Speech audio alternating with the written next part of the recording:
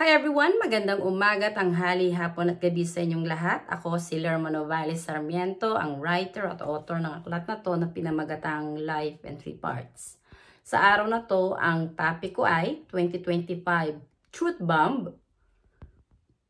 Romano Katoliko, dinala ni Ferdinand Magellan, kulto ni Satanas.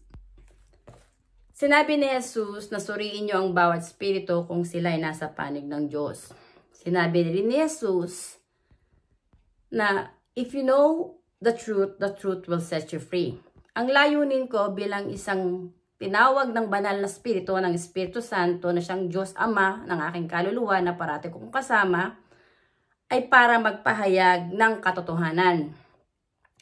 Ang ating bansa, ang totoong pangalan niyan ay Maharlika. Bago pa man dumating si Ferdinand Magellan na siyang nagdala ng relihiyong Romano Katoliko at ng rebulto ng Santo Niño. At ipinahayag sa akin ng banal na spirito na hindi nalulugod ang Espiritu Santo na sumamba ka sa mga rebulto, santo-santuhan at Diyos-Diyosan. At ito ay nasasaad din sa banal na kasulatan. Sinabi ng Panginoon, huwag kayong gagawa ng rebulto na inukit sa kahoy o sa bato na inyong sasambahin sa inyong lupain. Ako si Yahweh ang Diyos ninyo. Bawat katawan nating mga tao ay sagradong tahanan ng Espiritu Santo. At ang Espiritu Santo, ang lumalang sa tao, ay ang Diyos na nagbibigay ng buhay sa bawat tao. Hindi ang rebulto na dinala ni Ferdinand Magellan sa ating bansa.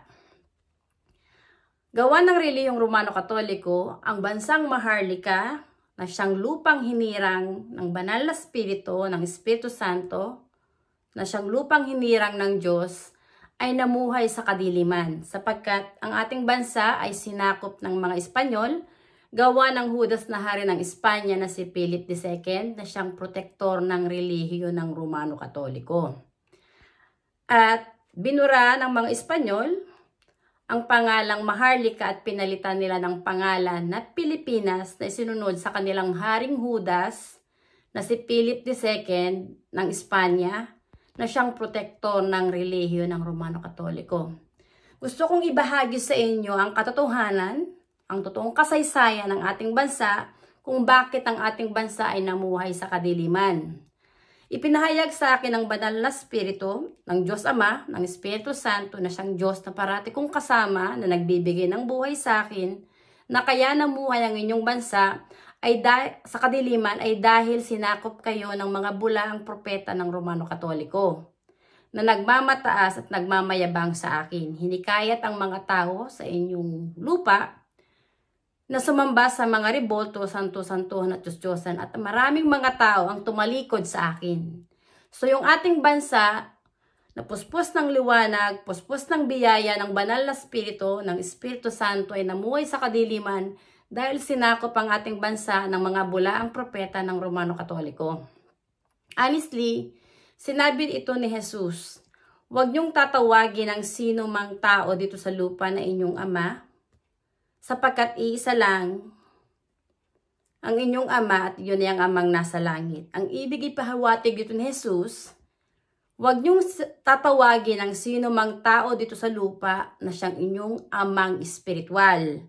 Sapagkat iisa lang ang amang espiritual at iyon ay ang banal na spirito na siyang nasa langit. Dahil ang banal na spirito, ang Espiritu Santo, ay ang Diyos na lumalang sa ating mga tao. Ang mga pari na nangahas mangaral ang salita ng Diyos na hindi nila tinanggap ang Espiritu Santo kay Jesus, ay hindi naging kaisa ni Jesus na kinikilala ang Espiritu Santo, ang kanilang Diyos at amang espiritual. Bagkos itong mga pari ay namuhay sa kanilang mga ilusyon, mga ilusyonado, na itinataas nila ang sarili nila na tawagin silang Father, na silang amang espiritual. At yung kanilang pinakapinuno na kanilang iniidolo, na Papa ng Romano Katoliko na si Francis, ang kanilang kinikilalang Holy Father. Pero ang katotohanan, ang Espiritu Santo lang ang nag-iisang banal at amang espiritual at Holy Father na hindi natin nakikita ng mata, ang lumalang sa ating mga tao. Hindi ang mga pari, hindi ang Papa ng Romano Katoliko. Talaga sinasabi ko sa inyo, yung mga pare, yung mga Roman Catholic leaders ay mga Illuminati. Hindi sila sugo ng Espiritu Santo na naging kaisa ni Jesus, na itinataas ang pangalan ng Espiritu Santo lang ang dapat sambahin at kilalanin na amang espiritual. Ang mga pare ay mga sugo ng demonyong si Satanas na nanlilinlang sa mga tao para tumalikod ang mga tao sa banal na Espiritu, sa Espiritu Santo, na huwag sumamba sa Espiritu Santo na nasa kanilang katawan, kundi sumamba sa mga ribolto, santo-santo at Diyos-Diyosan. Narito na tayo sa huling panahon. Ang Espiritu Santo ay ang Espiritu ng katotohanan, ay ang Diyos ng katarungan at Diyos ng hustisya.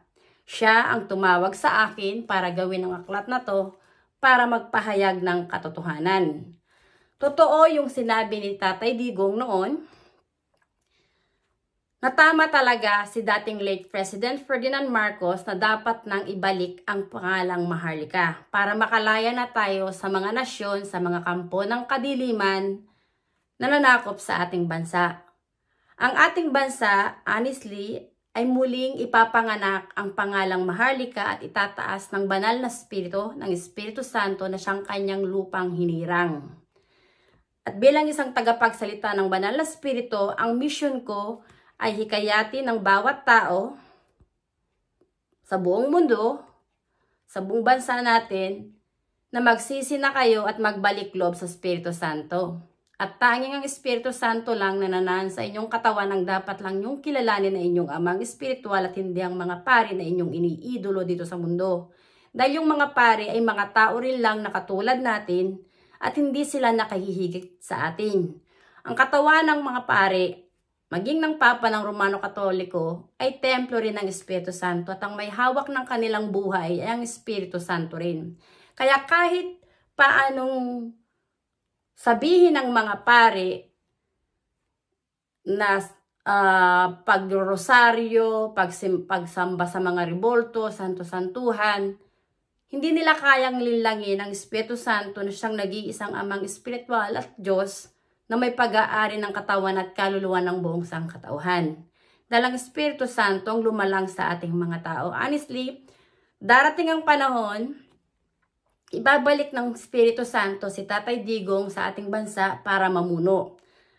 Dahil nung namumuno si Tatay Digong, maraming mga pare ang pakialamero sa kanyang politika at pilit na idinadaw ng pangalan ni Tatay Digong. Pero pag ibabalik muli ng Espiritu Santo si Tatay Digong sa kanyang pamumuno para yasakin at durugin ang simbahan ng Romano Katoliko. Dahil minsan na rin sinabi ni Tatay Digong na dudurugin niya ang simbahan ng Romano Katoliko. Sa pagbabalik ni Tatay Digong para mamuno muli sa ating bansa, mapupuspos siya ng kalakasan at ng liwanag ng banal na Espiritu, ng Espiritu Santo, na siyang Diyos na may pag-aari rin ng kanyang katawan at kaluluwa. Ako ay tagapagsalita ng Espiritu Santo para magpahayag ng katotohanan. Honestly, ang Diyos ng mga pare ay tanga at walang common sense. Dahil hindi alam ng mga pare nang may pag-aari ng kanilang buhay ay ang Espiritu Santo. Kung kaya, hinihikayat nila ang mga tao na magrosaryo at sumamba sa mga ribolto at santo-santuhan na inukit lang ng kamay ng tao. Walang tao na nakahihigit sa Espiritu Santo.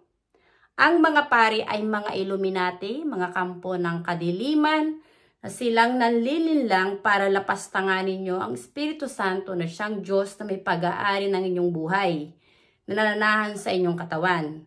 Tayong mga tao, kapag lumisa na dito sa mundo, mamamatay tayo, ang ating katawan, ibabaon lang yan sa lupa o susunugin sapagkat ang ating katawan ay nagmula lang yan sa alabok na muling babalik sa alabok. Pero yung ating kaluluwa, espiritu yon na siyang kawangis ng Diyos, na siyang tinanggap ng lalaki at babae, na siyang babalik sa Espiritu Santo para humarap sa paghuhukom. At kung dito sa lupa, kung naririto pa sa ating mundo, ang puso mo ay mas pumapanig sa mga pare ng relihiyon ng Romano Katoliko na sumasamba sa mga ribolto, santo-santuhan at Diyos-Diyosan, ang kaluluwa mo ay hindi makakapasok sa kaharian ng Diyos Ama. Dahil gawa ng kasalanan na ginawa mo sa Espiritu Santo, hindi ka patatawarin ng Espiritu Santo at hindi ka rin kikilalanin ng Espiritu Santo na anak niya. Dahil hindi mo siya kinilala na iyong amang espiritual at Diyos na lumalang sa'yo, na nagbibigay ng buhay sa sarili mo na parati mong kasama. Honestly, ang relihiyong Romano-Katoliko, yung mga pare ay mga ulupong, mga kampo ng kaliliman, na nagmamataas at nagmamayabang sa Espiritu Santo. Nalulupigin at dudurugin ng Espiritu Santo ang kanilang espiritu. Wawasakin ng Espiritu Santo ang kanilang kaluluwa at itatapon sa impyerno dahil sila ay mga bulaang propeta, mga kampo ng kadiliman na nagmamataas at nagmamayabang sa Espiritu Santo. Hindi ko tinatawag ang pare na father, dahil alam ko kung sino ang totoong amang espiritual ng aking kaluluwa. Ang amang espiritual na nagsugo kay Jesus, na nananahan sa katawan ni Jesus, ay siya ring Espiritu Santo, na nananahan sa katawan ko, ay ang amang espiritual ng aking kaluluwa na parati kong kasama, na siyang nagbibigay sa akin ng kalakasan na huwag matakot, na magsalita patungkol sa Kanya at ipahayag ang katotohanan na siya lang ang dapat kilalanin na amang espiritual at Diyos na nagbibigay ng buhay sa buong sangkatauhan. Sapagkat ang Espiritu Santo ang nangangalaga sa akin at nagbibigay ng buhay sa akin. Ako bilang tao, traveler din lang ako dito sa mundo katulad ni Jesus, na binigyan lang din ng pagkakataon ng Espiritu Santo na manahan dito sa mundo ng pansamantala. Ang kaluluwa ko ay hindi nabibilang sa kaharian dito sa mundo, kundi sa kaharian ng Diyos sa masalangit, dahil ang aking kaluluwa ay espiritu na pinanganak sa espiritu ng Espiritu Santo. Ang relihiyon ng Romano-Katoliko na dinala ni Ferdinand Magellan ay walang idinulot na kabutihan sa ating mga ninuno, kundi pang aalipin, pagpapahirap, at yung mga tao sa ating bansa nung panahon pa ng mga Espanyol ay namuhay sa kadiliman, dahil yung mga tao sa ating bansa ay pilit nilang sinasaktan yung katawan nila na siyang sagradong tahanan ng Espiritu Santo, ay sinasaktan ng mga Espanyol para ang mga tao ay sumamba sa ribulto, santo-santuhan at Diyos-Diyosan. Narito na tayo sa huling panahon. Sinabi ni Jesus na sa huling panahon, magkakaroon daw ng gera ang mga bawat nasyon, ng bawat kaharian, magkakaroon ng lindol, ng mga peste, at ng kung ano pang mga kalamidad at ng taggutom. Pero sinabi ni Jesus na huwag mabahala sapagkat ito'y pasimula lang ng paghihirap. At sinabi ni Jesus na mahahayag muna ang mabuting balita patungkol sa kaharian ng Diyos Ama at yun na ang katapusan. Bilang isang tinawag ng Banal na Espiritu, ang layunin ko magpahayag ng Ebanghelyo patungkol sa kaharian ng Diyos Ama.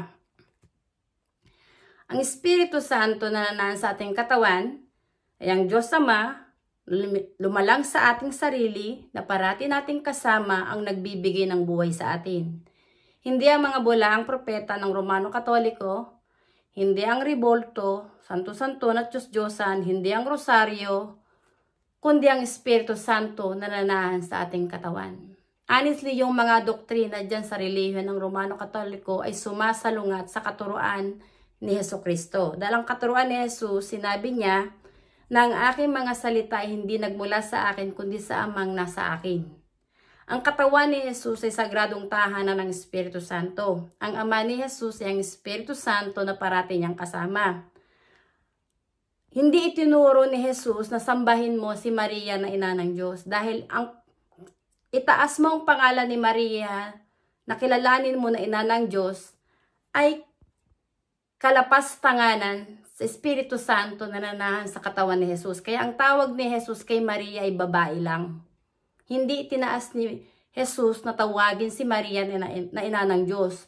Yung mga bulaang propeta, yung mga pari ng Romano-Katoliko, ang nagtuturo sa mga tao na itaas ang pangalan ni Maria na kilalanin na ina ng Diyos. Pero yung katawan ni Maria, kung uunawain nyo ang mga aral at salita ni Jesus, ay templo rin ng Espiritu Santo. At ang may hawak din ng buhay ni Maria na lumalang kay Birheng Maria ay ang Espiritu Santo rin.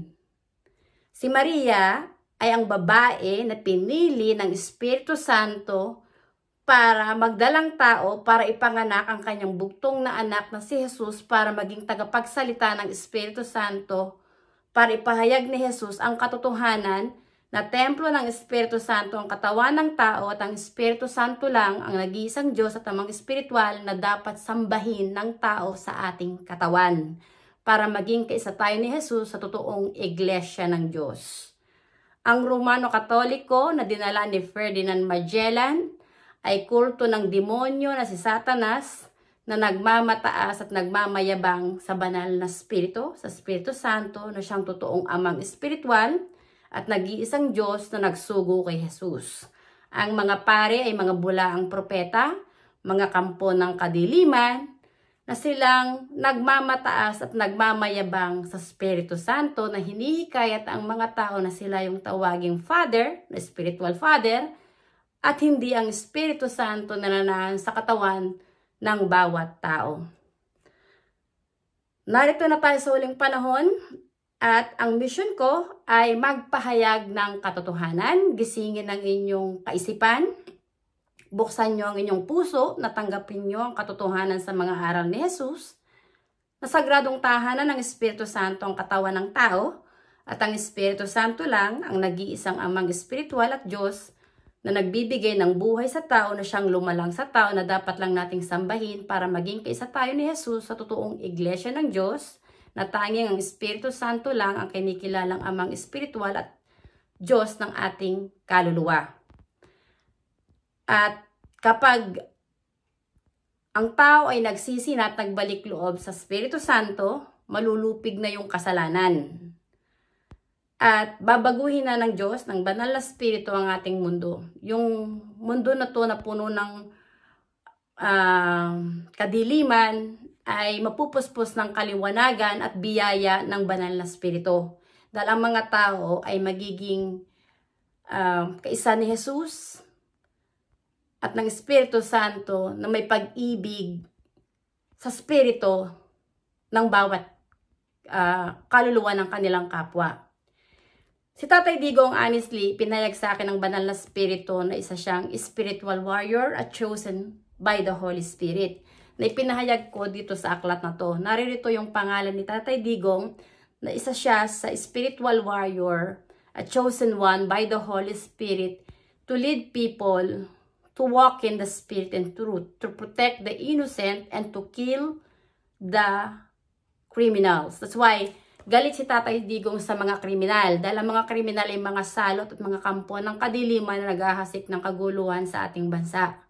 Kaya muling ibabalik ng banal na Espiritu, ng Espiritu Santo, si Tatay Digong sa kanyang pamumuno. Honestly, sa taong ito, ng 2025, katapusan na ni Bongbong Marcos sa kanyang pamumuno. Dahil dudumugin siya ng taong bayan at dudurugin siya. Kung hindi siya magsisisi at hindi siya magre-resign, kawawa si Bongbong Marcos. Dahil marami ng mga tao ang galit sa kanya dahil inutil siyang pangulo, weak leader siya, at wala siyang pagpapahalaga sa buhay espiritual, sa kaluluwa ng kanyang kapwa, dahil si Bongbong Marcos ay naging kaisa ng Judas na si Juan Ponce Enrile, na siyang naghuda sa kanyang ama, na siyang totoong korap na leader sa ating bansa. Honestly, ang Espiritu Santo na nananahan sa aking katawan ay ang Diyos na makapangyarihan, ay ang Espiritu ng katotohanan, ang siya nagpapahayag ng katotohanan sa inyong lahat.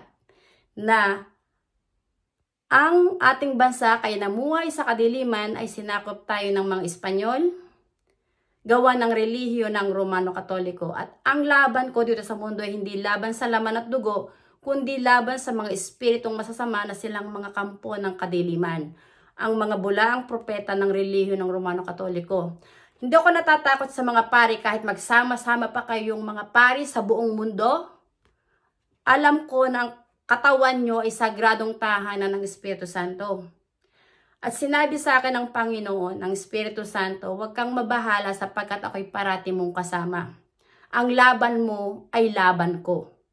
So, kapag ako, winalanghiya ng mga pare, honestly, ang maniningil sa inyo ay ang Espiritu Santo. Dahil yung katawan nyo, templo rin ng Espiritu Santo. Ang may hawak ng buhay nyo ay ang Espiritu Santo. At kung lumisan man ako dito sa mundo, itong aklat na to ang iiwan ko na isa sa my legacy of faith. Na nagpapatotoo na si Jesus ay Mesiya at anak ng Diyos. At ang Espiritu Santo na parating kasama ni Jesus na nasa katawan ni Jesus ay ang Ama ni Jesus, ay ang totoong nag-iisang Diyos Ama, tamang espiritual, na nagbibigay ng buhay sa buong sangkatauhan na lumalang sa ating mga tao na dapat lang siyang kilalanin na Diyos at amang espiritual at dapat sambahin. Maraming salamat sa inyong pakikinig at hanggang sa muli. Bye! Thank you!